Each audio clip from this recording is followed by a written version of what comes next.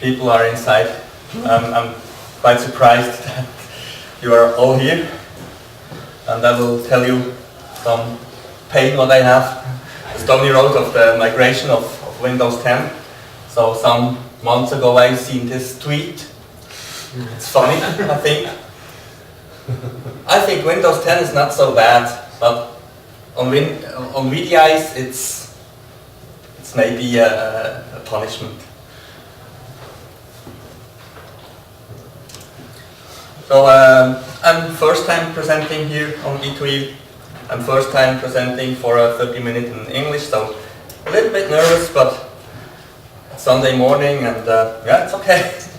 I'm from Switzerland, how you can hear from my accent. I'm working for Immobiliar, so that's an insurance company. I'm an end user, but I'm also a CTP. I'm leading the Swiss Citrix user group, and so I'm a E2EDC presentation virgin today. So be gentle with me. I have split my presentation in 4 chapters. So our stony road, the stumbling blocks what we had, and what maybe you have when you will migrate to Windows 10, my advice for do's and don'ts, and a conclusion in my personal view. So who has already migrated to Windows 10? Who has it productive? Not so many, that's great. Who is currently doing? Okay, very nice. So I asked this question, I made a survey on Twitter, and I was surprised that much have already done, but maybe that's depending on the people who follow me. There are also some people who ask me, what's Windows 10? Yeah, I started on this company in 2014, and they decided to migrate to Windows 8 with also a large amount of virtual desktops. And then in 2015, in April, they decided to skip that plan and to go to Windows 10, but it's maybe not so a bad idea in general when you think that it's a new version coming and you migrate to an older version. And the plan was that we are ready 1 year later with first productive virtual desktops and also physical desktops of our clients in Windows 10. So we started in October 2015. We had the first Windows 10 productive on fat clients in the IT, and we want to do it also for virtual desktops. We have pooled desktops with XenDesktop with provisioning service and some dedicated desktops. Our problem was Citrix has promised on Synergy 2015, when Windows 10 will be ready, we are also ready. That's true, but not for provisioning service, because there was no version of provisioning service which supports Windows 10. And the boss of my boss said, hey, why you are not yet ready? And so we started installing a tech preview in the productive environment. And yeah, just in the productive environment, we really don't put user on it, but to start. And it was a good idea, because we can make an experience, we can driven forward the engineering, and it was not working so bad. Then in December, first punch to us, we have to change the RTM version to the version 15.11. Who was in the presentation about Windows 10 yesterday? Okay, also some. So you maybe know already about the Windows 10 current branch and LTSB. So we decided to go to current branch. So we started with RTM. We moved to 15.11. Some bugs are solved in 15.11. Some new bugs are coming in 15.11. In April 2016, we really have the first people who work on Windows 10 in virtual desktops. That was our starting point. So we had Windows 7 with 64-bit, 150 pooled VDIs and 200 dedicated VDIs. So here I don't really talk about the physical desktops, the laptop computers. We have authentication with Smartcards, with certificates which are on smart cards. We have external authentication with text message, SMS, and we have different network zones. That's maybe not very usual, but we have this, and I'm sure also other companies have some kind of special environment which they have to consider. The goals was to have new hardware for the fat clients, to have much more virtual desktops than before, and to have the same hardware. So we are virtualized on VMware ES6, and we have the same hardware for Windows 10 like we had Windows 7. Some dedicated VDIs on Windows 10, and what is also an important point, bring your own device with Windows 10 VDIs for all external partners of us. We have a lot of people who are working for us which are not under contract from our company. So this is also important because they really rely on this virtual desktop and cannot make something good. All other environmental things are unchanged. I already talked about this, that we do in current branch. We started at 15.07. Citrix, we also go always to the newest version.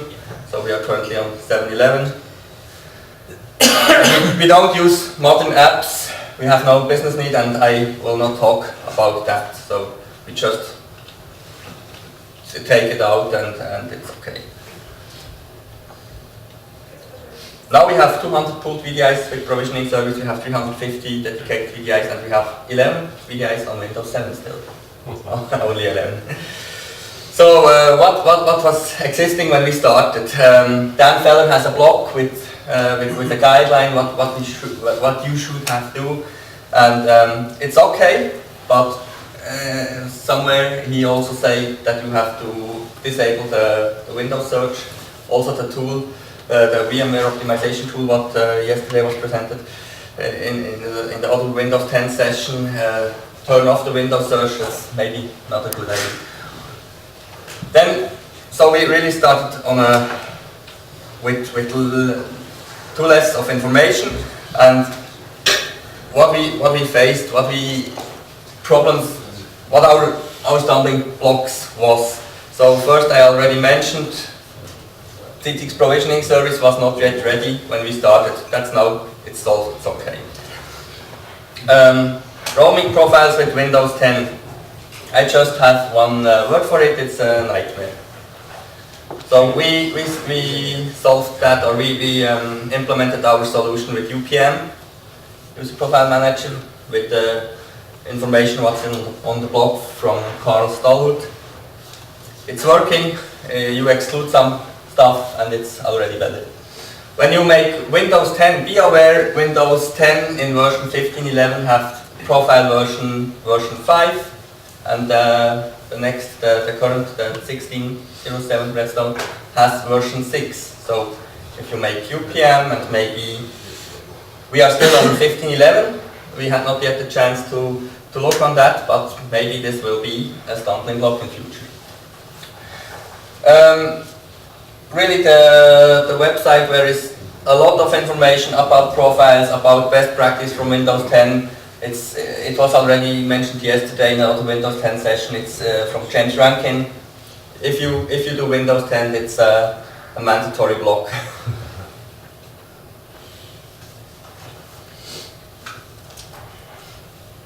Black screen after logon. Everybody who already done Windows 10 know about this. There is an article from Citrix. You have to know that. If you make XenUp, it's an article from Helge Klein. It's a similar problem. But was that a Citrix problem or a Windows problem? I don't know, but because there are DLLs how you have to change. Because I've never experienced it without Citrix, so. No experience without Citrix, but I would say it's not really, if you have a problem with Citrix, that would not say Citrix is guilty. Maybe it's just something what it's not nice implemented to work together with Citrix. So we had also a lot of, I will come to that later, but we had a lot of smart card issues, and it's maybe not all related to Citrix. Some are, some not. For us, this registry key, what you change, it was not a solution. For us, we just have to add virtual CPUs to the machine, and the black screen issue is gone. How many did you have to add? I will come to that later. Okay. Disconnect. We also use thin clients without the possibility to disconnect from the client side. So you want to have maybe the possibility to disconnect the session inside from the session. With Windows 7, no problem. Start, disconnect, you're out. Windows 10, it's missing. With RGP, it's here. Maybe it's now a Citrix problem. It's a Microsoft problem. I don't know. But that's still missing. I'm not sure if it's in 16.07 still missing. Still missing. It's still missing. Okay. And it's not in the shutdown menu. It's on when you press on the icon of the user. Are you sure? There you have sign out, disconnect. No disconnect. Just the sign out. Sign out you have, but disconnect to really just cut off the session. I'm not sure. I guess not. We just made a shortcut and put it on the desktop of the user. Clipboard issue for months, 5 months, when we opened the case until it was solved. It's now solved with 7.11. So the problem was you can copy paste from the local machine to the virtual desktop, but the problem was that it stops working, and it stops working until you disconnect and you reconnect again. There was a hotfix. It was working sometimes. Now with 7.11 it's okay, and I was really disappointed about that, and I put it on Twitter, and then they bring the hotfix, but now with 7.11, in my point of view, it's really fixed. Yeah, Microsoft update is funny when you have 7.6 and you put on Microsoft updates and the machine is unusable after that. How to fix it? The knowledge base article is start the machine in safe mode, remove the Windows patch, install the Citrix patch, install again the Windows patch. Yeah, that's what we want to do in the enterprise. But that's now also better. It was only with 7.6 and 7.7 VDI. Yeah, a number of smart card issues what we had, especially when we come from Mac devices or from Linux. It was not working proper, especially when we make double hop. So we connect to a virtual desktop and we want to connect to a stand-up session inside from the desktop. We have still some cases open, so smart card it's not easy, but it's also depending of the middleware what you have for the smart card. So still unsolved. Now about logon time and about virtual CPUs.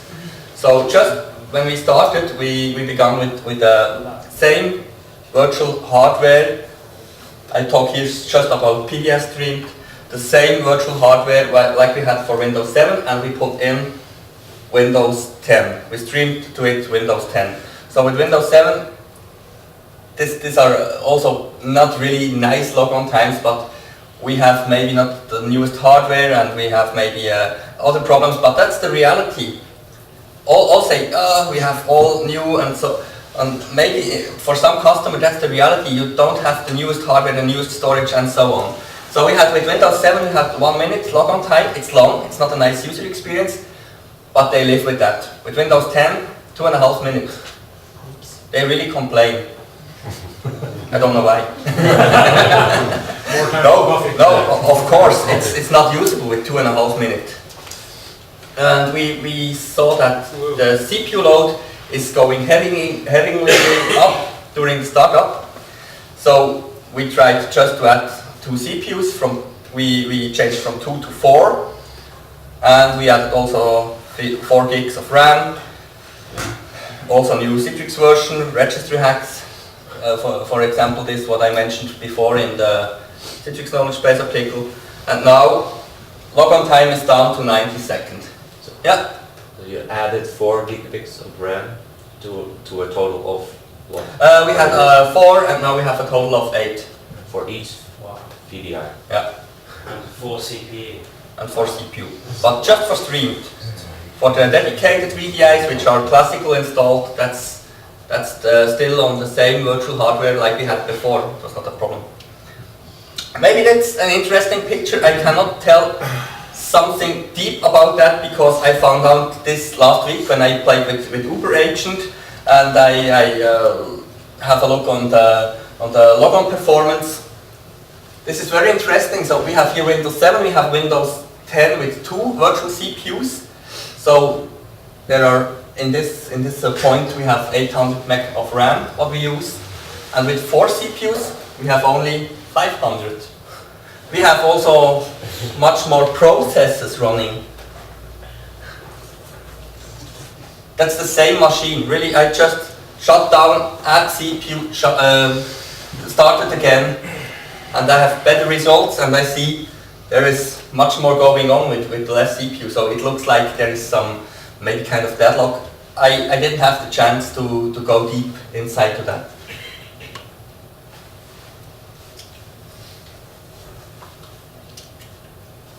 I also saw that we are using Director, we are using Uber Agent, and they have complete different numbers. Surprise, surprise. Maybe not. We are maybe not the only one or the only who see that. But what I found out, Director, this 57 seconds. That's what user feels. For Uber Agent, maybe you have to add 5 to 10 seconds on this number what you have, and then you also have a real number. But for an engineer or for an administrator, this is much more transparent. You really see what's going on. There was also a discussion what measure Director, and there is an article for that, how Director measured the session.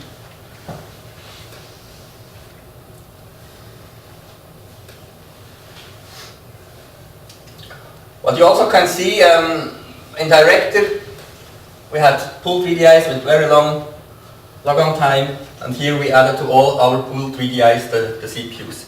It's really not only one which is faster, it's working overall.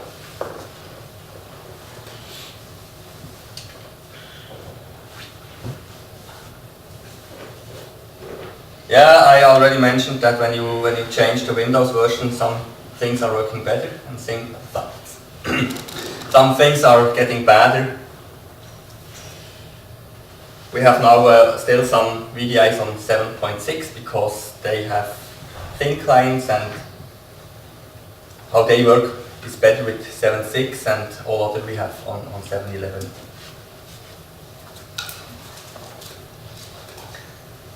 So do's and don'ts. Performance testing. There was sessions in Dublin and also in Vegas about the Windows 10 performance from Login VSI, and it's nice, but do your own performance testing, because every environment is different, not just the hardware, also the things what you have around with login scripts and so on. So really you have to do your own performance testing. What testing did you do? I work with real users. It's not the way to do it, but I just have monitored the real users. What are the logon times? And I log in, log out, log in, log out. We don't have an automated performance testing on it, but maybe we will try this community tool was mentioned from Control up to maybe do some stuff. We have to look at it.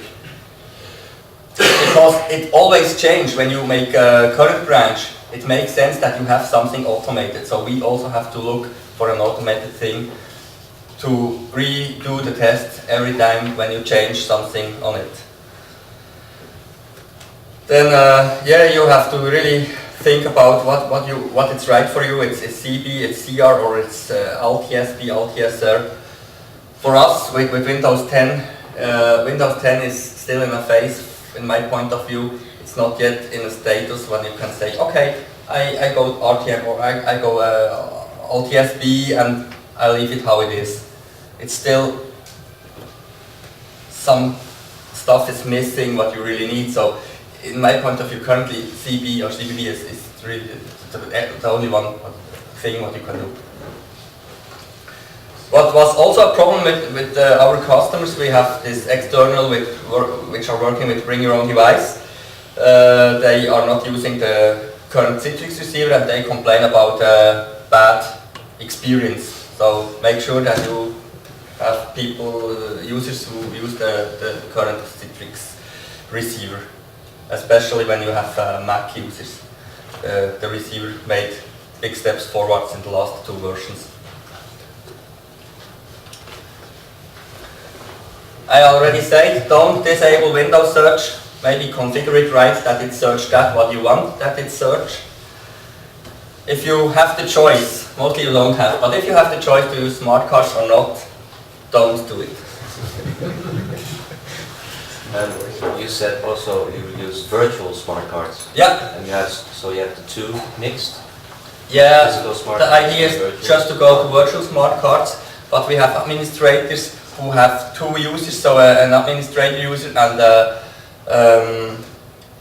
normal user. And so for the administrator user, you have a physical smart card, and for the normal user, it's just a virtual smart card. It's actually a very good question, because we had also a place where one computer is used for 3 different people. 3 different, and they publish or they put on it 3 virtual smart cards. It's not working with Citrix. When you have single sign-on with Senap, it comes up and it don't know which virtual smart card it has to use. So if you have places, of course it's also a security question. Why on a computer you have multiple virtual smart cards? But if you want to do that, it will not be working. Okay.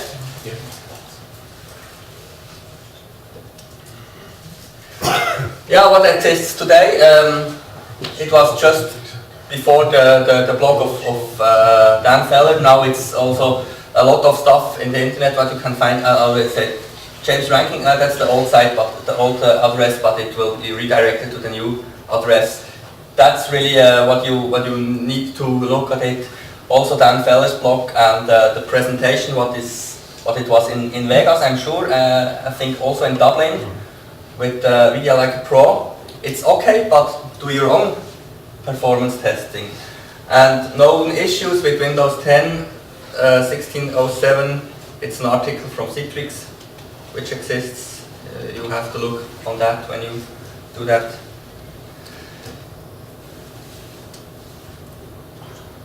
Yeah, and we have a mix of dedicated and pooled desktops. So if you just do dedicated desktops, you're fine. So it's not so complicated. It's like a physical. And if you have pooled, where you have roaming profile, it's maybe much more difficult. So dedicated desktops are easy for first time setup, but when you have to change it all 3 months, it's maybe not so easy. Any questions here? Yeah. So you were using just purely roaming profiles? No, we're working on with UPM, User Profile Manager from Citrix. Okay. And do you ever consider anything like FS Logics? Because that would just slash your log on time massively. Yeah. Money. Next we will have a look on WEM from Citrix. I assume that it also will help, and it's included in our license, so we don't have to give out more money. But I'm sure there are solutions to bring down the login time. Yeah. And so you never got to the bottom of why it's 90 seconds long or something? We know why. Oh, you do, right? Some parts we know why, and we have also a solution for that. I don't want to blame other people in our company, but we have some parts which can be improved, and it will be improved in some weeks. But if you have a storage who has already some years since the implementing time, you maybe can improve much with faster storage when you have roaming profiles. For that, it's very cool. I don't want to make a promotion here for Uber Agent, but the newest version of Uber Agent shows you the latency of SMB shares what you have. And so you can say, I have here a problem, and that's the evidence here. Some this time of milliseconds for the storage. Sasha, do you use PVS cache to RAM in your pooling environment? Cache to RAM with overflow to hard disk. And how much RAM allocated? 500 MB? 512 for VDI, and for setup a little bit more. Taken away from this 8 gigabyte Yeah. or added? No, from this 8 gigabyte. 8 gigabyte is enough, and I think it also can be less. Maybe with 6 you're still fine. Any other questions? You mentioned adding CPUs and extra RAM, and you also applied patches, or what was it you had for? Yeah, it was some best practice articles which are coming out in the meantime.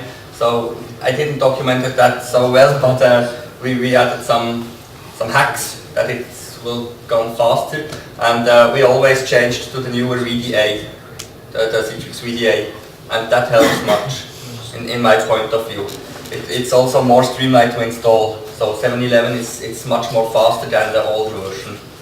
And my advice is also, if you have an image with a pooled VDI, take out the VDI what you have installed before you install a new one. There is a cleanup utility, use that, remove all the stuff what is inside from VDA and install new. Because we had this issue, what it was mentioned yesterday, that Mac users cannot use the keyboard anymore because they have just upgraded to the next VDA. And with 1607 down to upgrades from the last build, we built a completely new image. Because Okay. the knowledge base article you mentioned says there's a big problem when you do updates. My colleague, so we are three engineers who are doing that in our company, and my colleague has tried and has failed. Yeah. And we will start with a new image. I think you have to do, if you have pulled image, you always have to do it fresh if possible. Sasha, can you say something about the scaling? Do you overcommit, or how is the sizing? Persistent desktops, pooled desktops, so more or less? No, I can't. Okay. In short words, problem is in our company the hypervisor team is another one, and we don't have deep insight what they do. We can see, but it's only what is in this moment. So we see it's now overcommitted in this, but we don't have our own pool. But that's also a very good question. You have to look on the overcommitment. Yeah. So do they mix the VDI VMs with other VMs? Or No. Okay, so you have dedicated. We have a dedicated cluster for just the VDI. Yeah, for pooled and dedicated. Pooled and dedicated are in the same, but not with other servers or other stuff. Yeah, but pooled and dedicated are in the same.